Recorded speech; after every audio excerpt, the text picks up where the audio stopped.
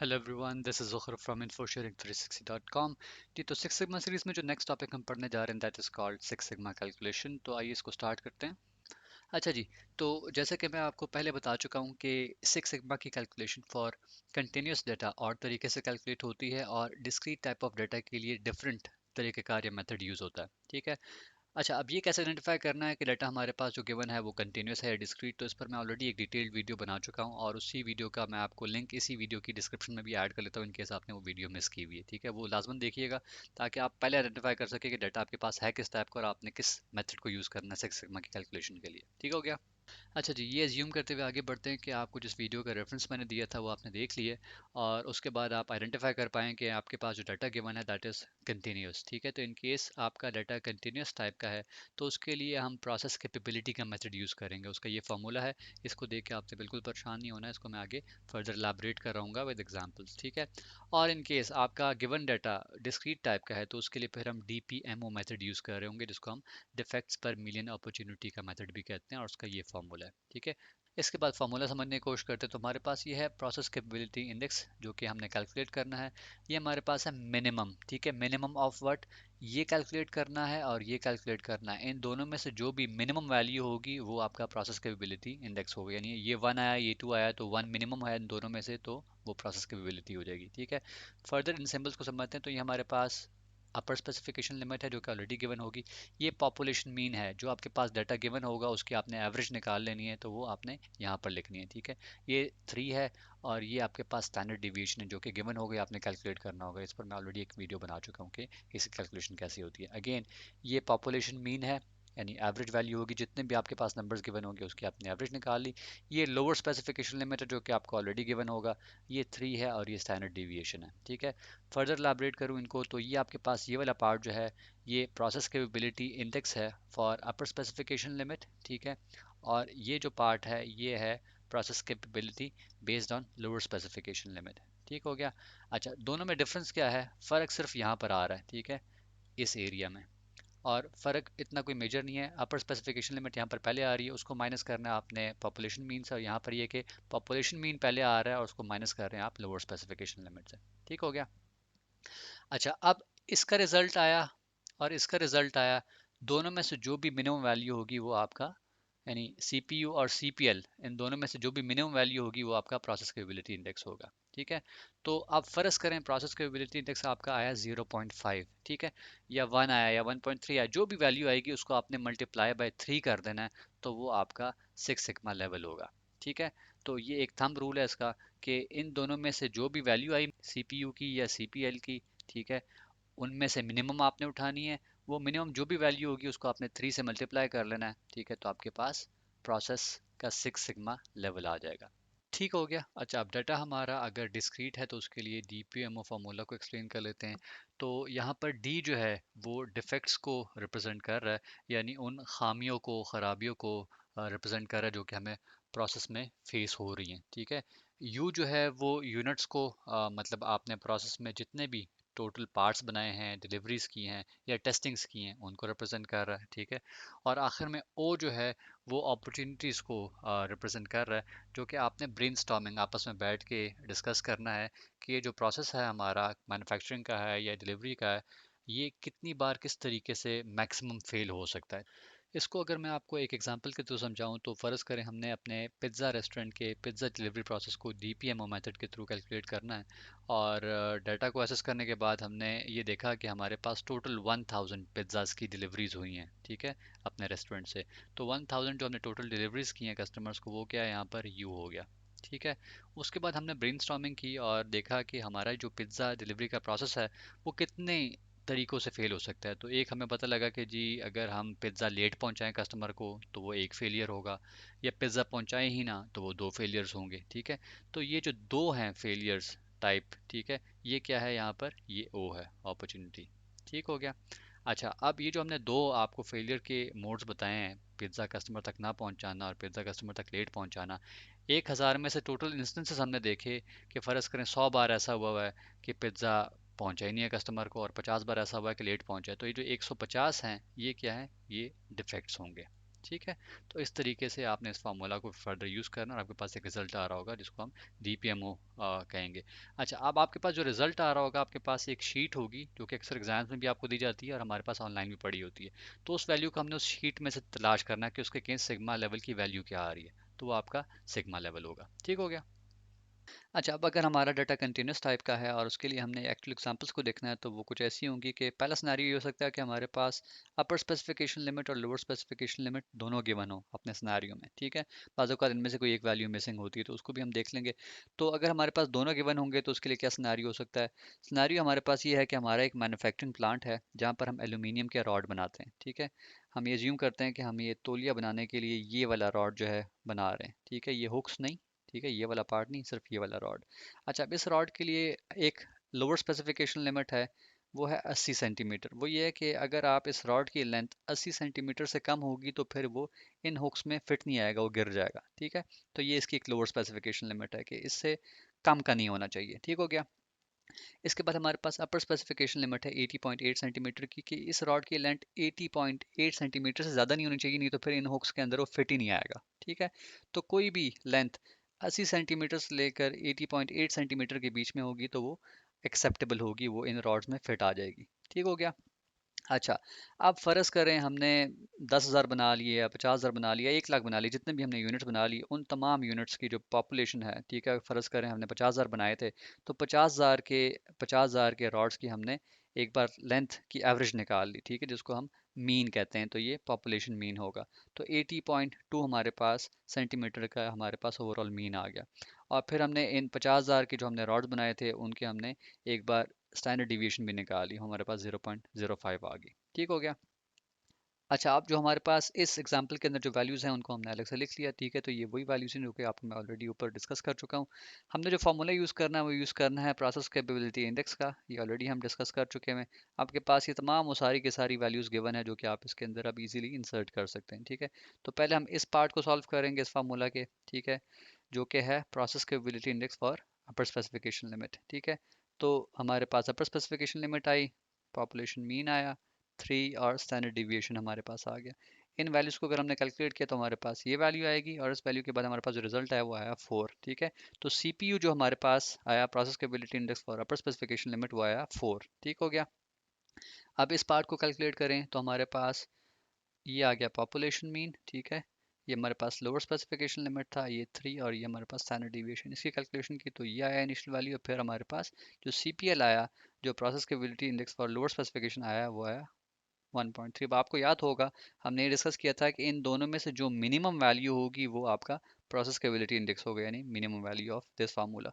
तो इन दोनों में से कौन सी मिनिमम वैल्यू है? ऑब्वियसली 1.3 मिनिमम है। ठीक है, तो हमारे पास मिनिमम जो है वो आया 1.3। ठीक, तो यहाँ पर आपको मैंने एक थंब रूल बताया था कि जो भी वैल्यू हमारे पास सीपी के आ रही होगी, यानी प्रोसेस कैपेबिलिटी इंडेक्स की जो भी वैल्यू आ रही होगी, उसको आपने मल्टीप्लाई कर देना विथ 3। ठीक है, तो यहाँ पर हम जब 3 से इसको मल्टीप्लाई करेंगे तो हमारे पास अल्टीमेट रिजल्ट जो है वो आ रहा होगा 4, जो कि हमारे पास 6 सिग्मा लेवल होगा। ठीक हो गया। इसकी नेक्स्ट एग्जांपल अगर हम देखें तो अब यहाँ पर हमारे पास एक स्पेसिफिकेशन लिमिट गिवन होगी, या तो अपर गिवन होगी या लोअर गिवन होगी। ठीक है, तो एग्जांपल देखते हैं। जी, तो अब इस एग्जांपल में हम गिवन डाटा को अगर हम समझें तो वो कुछ ऐसा है कि हमारी कंपनी को कस्टमर की तरफ से एक टास्क मिल रहा है, और वो टास्क हर बार हमने उस कस्टमर को 400 सेकंड के अंदर करके देना है। ठीक है, तो इसका मतलब ये है कि 400 सेकंड जो है वो एक अपर स्पेसिफिकेशन लिमिट है। इसको जब भी हम एक्सीड कर रहे होंगे तो कस्टमर डिससेटिस्फाई होगा। ठीक है, और इसकी लोअर स्पेसिफिकेशन लिमिट कोई नहीं है, आप इसको 390 सेकंड में करें, 200 सेकंड में करें, 10 सेकंड में करें, तो कस्टमर ने वैसे ही खुश होना है। तो लोअर स्पेसिफिकेशन लिमिट कोई नहीं है, upper specification limit is 400 second. अब फ़र्ज़ करें हमने 1000 बार ये टास्क किया कस्टमर के लिए, और उन 1000 यानी वो जो टोटल पॉपुलेशन मीन है 1000 बार टास्क करने की, उसकी जो एवरेज निकल रहा है टाइम, दैट इज़ 380 सेकंड। ठीक है, तो ये हमारे पास म्यू आ गया, इसको हम अरिथमेटिक मीन कह लें या पॉपुलेशन मीन कह लें। ठीक है, और स्टैंडर्ड डेविएशन इज़ 15 सेकंड्स। ठीक हो गया। तो हम इस एग्जांपल के डाटा को इस तरीके से लिख लेते हैं। इनिशली हमारे पास लोअर स्पेसिफिकेशन लिमिट गिवन नहीं है। ठीक है, फॉर्मूला हम वही यूज़ करेंगे प्रोसेस कैपेबिलिटी इंडेक्स का। हमने पहले ये कैलकुलेट करना पार्ट, उसी डाटा को हमने यूज़ किया। ठीक है, अगर आप देखें ये आ गया upper specification limit, population mean 3, और ये हमारे पास स्टैंडर्ड डिविएशन। इसका रिजल्ट हमारे पास ये निकल आया, ठीक है। अब इस केस में हमारे पास तो डाटा है ही नहीं, क्योंकि लोड स्पेसिफिकेशन लिमिट तो था ही नहीं, तो यहाँ पर कुछ नहीं लिखेंगे। हमारे पास यही आया, तो बस इसी को हम एज्यूम कर रहे होंगे, क्योंकि मिनिमम वैल्यू हमने इसकी और इसकी निकालनी थी, ये है ही नहीं, तो अब यही वैल्यू रह गई, ठीक है। तो 0.44 हमारे पास जो है वो प्रोसेस केपेबिलिटी इंडेक्स आ गया, ठीक हो गया।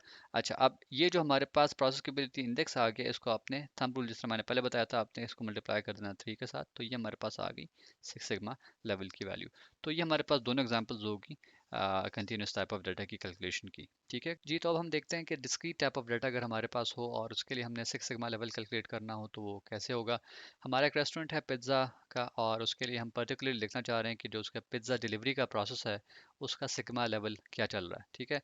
तो टोटल 5000 बार हमने पिज़्ज़ाज डिलीवर किए हैं, ठीक है। तो ये हमारे पास हो गया यू, ठीक है। अच्छा, अब हमने देखना है कि इस प्रोसेस के अंदर कितनी बार ऐसा हो सकता है कि ये प्रोसेस किस तरीक़ों से कितनी बार फेल हो रहा होगा। तो एक तो ये है कि कस्टमर तक पिज़्ज़ा लेट पहुंच रहा हो, या एक ये कि कस्टमर तक पिज़्ज़ा पहुंच ही ना रहा हो। तो ये दो इंस्टेंसेस ऐसे हैं जहां पर ये प्रोसेस फेल हो रहा होगा और कस्टमर खुश नहीं होगा फिर, ठीक है। तो ये क्या हो गया, टू इंस्टेंसेस हमारे पास क्या हो गए, ये हो गए ओ, ठीक है, अपॉर्चुनिटी। अच्छा, लास्टली हमारे पास इन्हीं दो के अगेंस्ट के हमने एक्चुअली डिफेक्ट्स कितनी बार अकर हुए, 5000 इंस्टेंस में से कितनी बार ऐसा हुआ कि पिज़्ज़ा लेट डिलीवर हुआ, और कितनी बार ऐसा हुआ कि पिज़्ज़ा डिलीवर ही ना हुआ। तो 50 बार ऐसा हुआ कि जहाँ पर पिज़्ज़ा जो है वो लेट डिलीवर हुआ, और 128 बार ऐसा हुआ कि पिज़्ज़ा जो है वो डिलीवर ही ना हुआ, ठीक है। तो टोटल ये कितने इंस्टेंसेस हो गए डी के, ये 178 हो गए, ठीक है।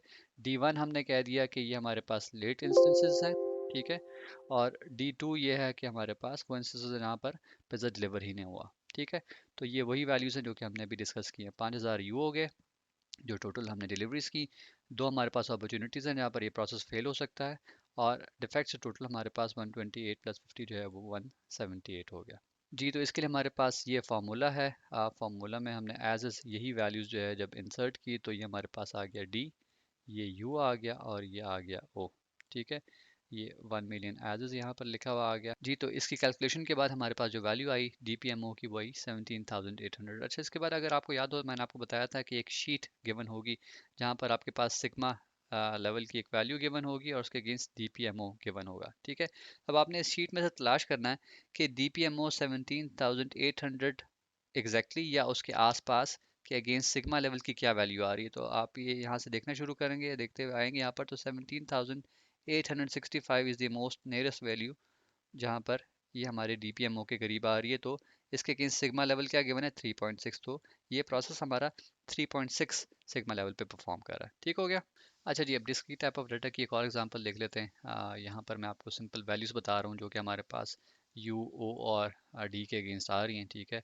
तो ये टोटल यूनिट्स फ़र्ज़ कर हम मैन्युफैक्चर कर रहे हैं, उसके अगेंस्ट हमने आइडेंटिफाई किया कि 5 बार ऐसे तरीक़ों से वो फेल हो सकता है, ठीक है। और ये एक्चुअल डिफेक्ट्स उसके अंदर निकले, ठीक है। तो ये हमारे पास फार्मूला था DPMO का।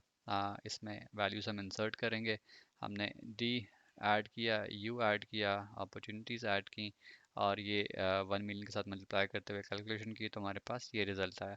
अब यही शीट हमने देखनी है जो यहाँ पर देखी थी इससे पहले, और शीट में हमने देखा कि ये जो वैल्यू है नियरेस्ट जो है वो इसके आ रही है, ठीक है। तो आपने इसके अगेंस्ट देखना है कि आपका सिग्मा लेवल की वैल्यू क्या आ रही है। तो यहाँ पर 1.9 आ रही है, तो आपने 1.9 इसका रिजल्ट लिख लेना है, ठीक हो गया। तो इस तरीके से आप इसकी मैनुअल कैलकुलेशन कर सकते हैं। अच्छा जी, इस वीडियो के आखिर में मैं चाह रहा था कि हम एक बार मैनुअल प्रोसीजर्स के अलावा कुछ और टूल्स देख लें जिससे हम बआसानी जो है क्विकली कैलकुलेशन कर लें सिग्मा लेवल की, ठीक है। तो ऐसे ही हमारे पास एक टूल है मिनी टैब के नाम से, जिससे हम स्टेटिस्टिक्स की कैलकुलेशंस करते हैं और सिग्मा लेवल भी हम बड़ा इजीली उससे कैलकुलेट कर सकते हैं। तो आइए उसकी एक एग्जांपल देख लेते हैं। अच्छा जी, तो मिनी टैब टूल के थ्रू किसी प्रोसेस के सिग्मा लेवल को अगर हमने गेज करना है, तो उसकी एग्जांपल हम कुछ इस तरीके से स्टार्ट करते हैं। ये ज्यूम करते हैं कि हमारा एक रेस्टोरेंट है जहाँ पर हम पिज्ज़ाज बनाते हैं, ठीक है। तो हम इंटरेस्ट रखते हैं कि हमारा जो पिज़्ज़ा बेकिंग का जो प्रोसेस है वो किस सिग्मा लेवल पे परफॉर्म कर रहा है, ताकि अगर हमने कोई इंप्रूवमेंट करनी है तो वो हम कर सकें उसमें, ठीक है। तो हमने एक दिन डिसाइड किया कि हम जितने भी पिज़्ज़ाज कस्टमर्स को बेक करके दे रहे हैं, बना के दे रहे हैं, उनके हम टाइम नोट करते रहें कि कितने टाइम में वो पिज़्ज़ा बेक हुआ है। तो पहला पिज़्ज़ा हमने 23 मिनट्स 30 सेकंड्स में बेक किया, सेकंड हमने 21 मिनट्स 15 सेकंड्स में। इस तरीके से हमने 100 इंस्टेंसेस ऐसे नोट कर लिए, ठीक हो गया।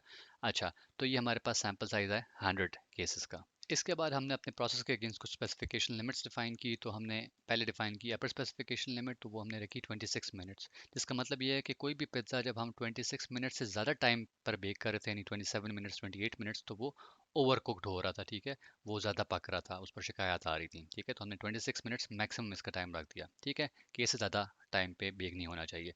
फिर लोअर स्पेसिफिकेशन लिमिट भी डिफाइन की 90 मिनट्स थी, कि वो पिज़्ज़ा जो कि 18 मिनट 17 मिनट या उससे कम टाइम में बेक हो रहा था, वो अंडर कुक था, ठीक है, वो कच्चा बन रहा था। तो इसलिए 90 मिनट से लेकर 26 मिनट्स के टाइमलाइन के अंदर कोई पिज़्ज़ा अगर बेक हो रहा था तो उस पर शिकायत नहीं आ रही थी, ठीक हो गया। और फिर हमने ये भी नोट किया, आप ये टारगेट भी आप डिफाइन कर सकते हैं, बाज़ औक़ात कुछ लोग करते हैं, कुछ लोग नहीं करते। हमने ये देखा कि कोई पिज़्ज़ा अगर 23 मिनट्स के एग्जैक्ट टाइमलाइन पर बेक हो रहा था तो वो बिल्कुल परफेक्ट बेक हो रहा था, ठीक है। तो ये अगर है वेल एंड गुड, नहीं है तो आप नहीं भी लिख सकते। इस डाटा के साथ हम देखते हैं कि हमारा सिग्मा लेवल क्या चल रहा है। हम यहाँ से डाटा क्या करेंगे, कॉपी करेंगे, ठीक है, कंट्रोल सी, और इसको हम पेस्ट कर लेंगे अपने मिनी टैब टूल में। अच्छा जी, इसके बाद हमने मिनी टैब टूल ओपन किया, उसका हमारा फ्रंट इंटरफेस कुछ इस तरीके से दिखता है। डाटा जो हमने वहाँ से कॉपी किया था इसको यहाँ पर पेस्ट कर लेंगे, C1 कॉलम में कंट्रोल वी किया तो वो डाटा विद हेडर सारा का सारा पेस्ट हो गया, ठीक है, वही 100 हमारे पास सैंपल है, ठीक हो गया। अच्छा, इसके बाद हम इसकी कैलकुलेशन के लिए कहाँ जाएंगे, स्टार्ट में जाएंगे क्वालिटी टूल्स, क्वालिटी टूल्स के बाद जाएंगे हम कैपेबिलिटी एनालिसिस में, और उसके बाद हम सेलेक्ट करेंगे नॉर्मल, ठीक है।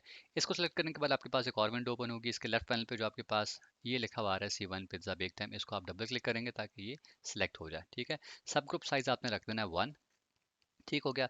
लोअर स्पेसिफिकेशन लिमिट हमने क्या डिफाइन की थी, 19 मिनट्स, वो यहाँ लिख लेंगे। अपर स्पेसिफिकेशन लिमिट क्या डिफाइन की थी, 26 मिनट्स, वो लिख लिया हमने, ठीक है। इसके बाद आप क्या करेंगे कि आप जाएंगे यहाँ पर ऑप्शंस में, ठीक है। ऑप्शंस में जाने के बाद आप बेंचमार्क जीज जो है ये सेलेक्ट कर लेंगे ताकि हमारे पास सिग्मा लेवल भी शो हो, ठीक है।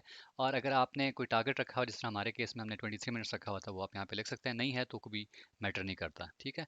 तो आप ओके करेंगे, यहाँ पर दोबारा ओके करेंगे, तो हमारे पास एक ग्राफ जो है विद स्टार्स यहाँ पर शो हो जाएगा। डबल क्लिक करेंगे ताकि विजिबिलिटी क्लियर हो जाए। तो आप इसमें देख सकते हैं कि इस ग्राफ में वही लोअर स्पेसिफिकेशन लिमिट 19 मिनट्स की, 26 मिनट्स की, अपर स्पेसिफिकेशन लिमिट, और जो डाटा है विद नॉर्मल डिस्ट्रीब्यूशन हमारे पास शो हो रहा है। टारगेट हमारे पास ये 23 मिनट्स का आ रहा है। यही स्टैट्स यहाँ पर डिपिक्ट हो रहे हैं। सैम्पल साइज हमारा 100 का था, सैम्पल मीन आ रहा है, स्टैंडर्ड डिविएशन भी कैलकुलेट हो गया है, ठीक है। यहाँ पर आप देख सकते हैं कि प्रोसेस केबिलिटी इंडेक्स भी कैलकुलेट हुआ हुआ है 1.05। जिस तरह मैंने आपको पहले कहा था कि अगर इसको आप मल्टीप्लाई बाय 3 करेंगे तो आपके पास सिग्मा लेवल आ जाएगा, तो ये अराउंड 3 समथिंग बनना चाहिए सिग्मा लेवल। आप देख सकते हैं जी बैंड जो है ये हमारा सिग्मा लेवल है, ठीक है। तो इस प्रोसेस का हमारा सिग्मा लेवल इज़ 3.14, ठीक है। तो इस तरीके से आप आसानी जो है विद फ्यू क्लिक्स डायरेक्टली अपने प्रोसेस के डाटा के अगेंस्ट सिग्मा लेवल कैलकुलेट करके देख सकते हैं, ठीक है। जी, तो ये था हमारा आज का टॉपिक। आई होप आपको लाज़मन पसंद आया होगा। हमारे इस चैनल इन्फो शेयरिंग 360 को लाज़मन सब्सक्राइब कीजिए। Thank you for watching this video.